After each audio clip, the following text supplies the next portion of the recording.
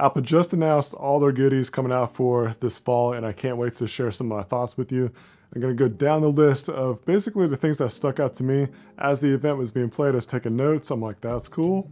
Appreciate that. I'm not going to go over every detail. If you want that, there's some links in the description, but this is what stuck out to me the most. They kicked the whole show off with the Apple Watch 10 series, Series 10.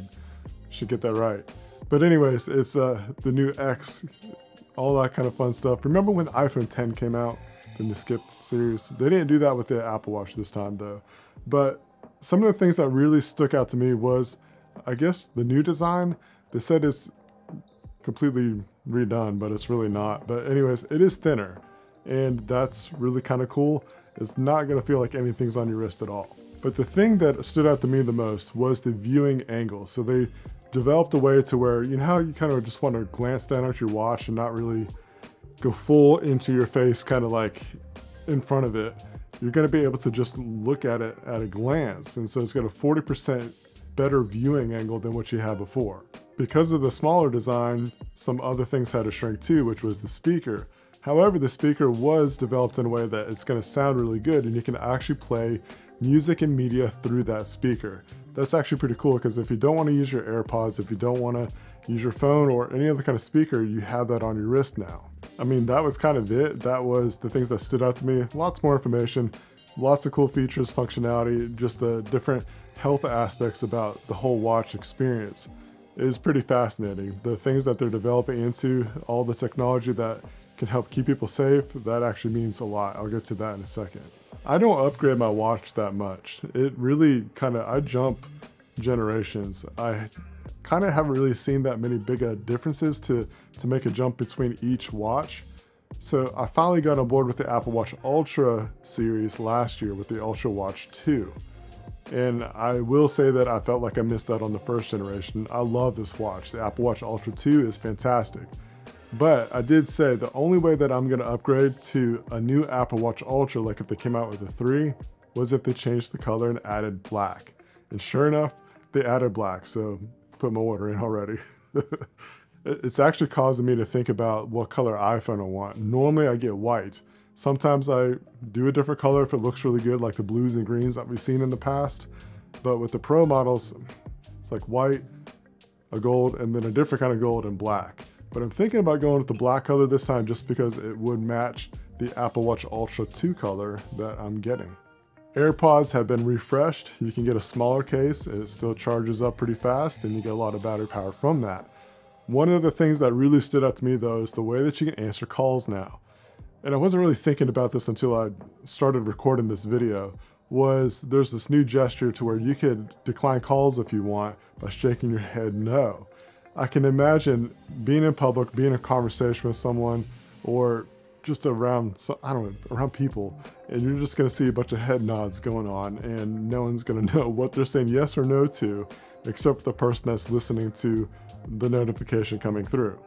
So that could actually be kind of interesting to see how society treats that. Because, I mean, if you think about it, going back to the Apple Watch, there's times where I look down just to see a notification on my watch, but someone's looking at me, looking at my watch, thinking that I'm in a hurry or something, and that's not even the indication. I'm just looking down to see what's on the watch face. Nothing to do with the time or if I'm in a rush to go somewhere else. So I'm wondering if there's gonna be that kind of behavior going on with the head nods to accept or decline a call.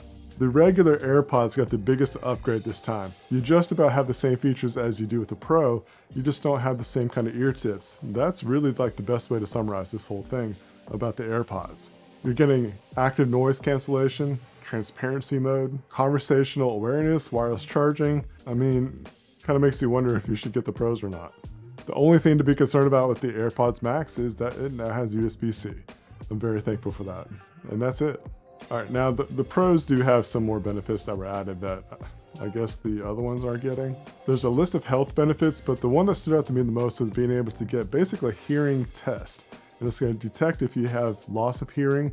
And they went down a list of the different things that hearing loss could contribute to, including depression. So I'm always up for ways to help improve the quality of life and help prevent things that you might not even think about hearing loss be a contributor to depression. The iPhone 16 It got some pretty nice upgrades this time, I must say. The color options, in my opinion, are great. The pink looks the best, and that's what I thought about with the Google Pixel line. The pink models look amazing. I should have got pink. I wish that the Pro models for the iPhone had a pink model, because I probably would get that one, but it's not gonna happen. The major takeaways from the iPhone 16, and this goes with the Pro models too, is all the AI, the Apple intelligence that's being incorporated into so much of the software, including the camera features. You've got better privacy. A lot of stuff is stored on the phone. It's not shared to Apple, and you can control if things are shared or not. The writing tools is pretty neat to me. There's ways that you can improve your emails, improve notes.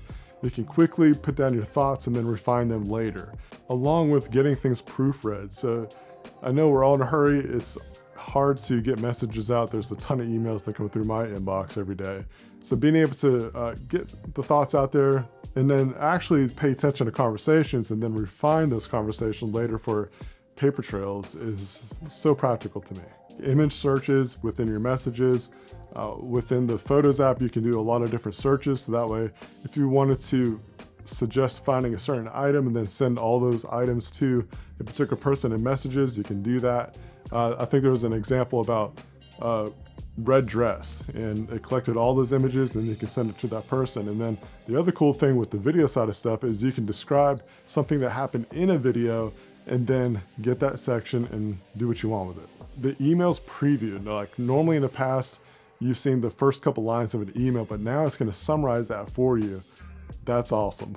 Like you can glance down at just the subjects, the summary, see if you need to interact with it immediately or not. That's awesome.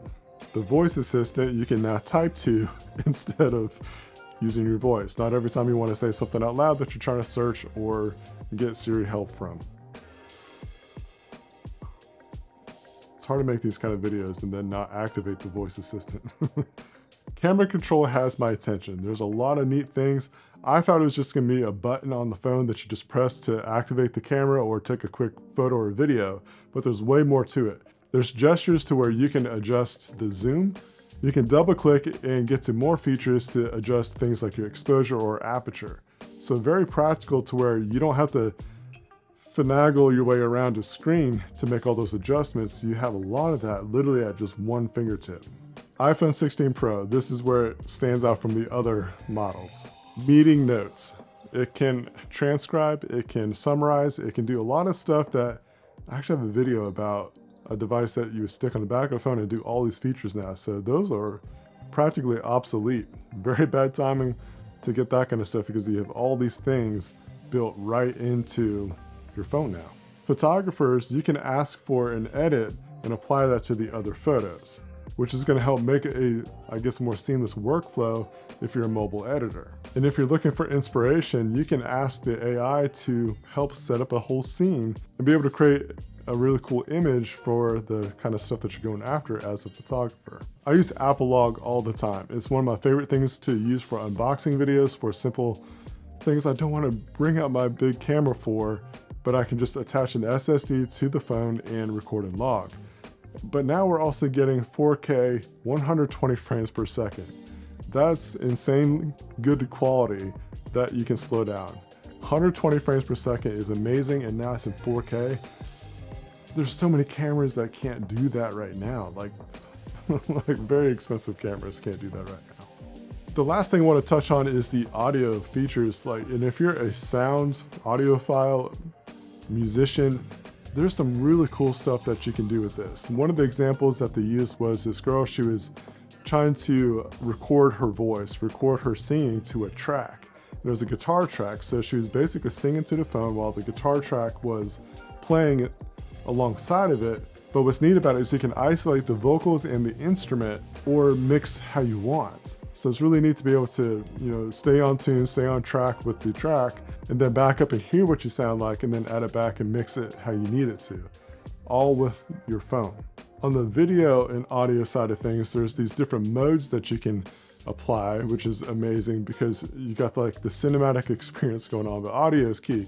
If you're a videographer, you know that audio and lighting. Audio and lighting are two of the very most important aspects about video. But on the audio side of stuff, with what you can do with the iPhone now, is you got these different modes to where you can isolate voices, you can mix in the environment or adjust as needed. And that's one of the coolest things that is going to be implemented to this kind of stuff. So if you're in a crowded area, you're trying to concentrate on what's being said, and you just want that to be heard, you have that option. So lots of cool things coming to iOS 18, to the new 16 series. The AirPods side of stuff, the only thing that I'm really concerned about is that now I have USB-C.